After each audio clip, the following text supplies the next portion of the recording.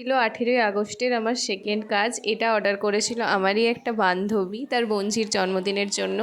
আমারই করা আগের একটা রসমালাই কেক দেখে সেম ডেকোরেশন সেম সব কিছুটাই বলেছিল।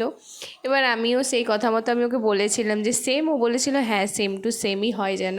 আমি বললাম ঠিক আছে। তারপর আমিও আমার কাজে লেগে পড়ি।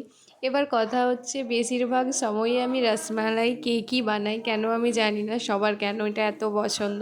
আমার কাছে প্রায় যতগুলো অর্ডার এসছে হাফ আমি রসমালাই কেকই বানিয়েছি, খুব কম অন্য ফ্লেভারের বানিয়েছি।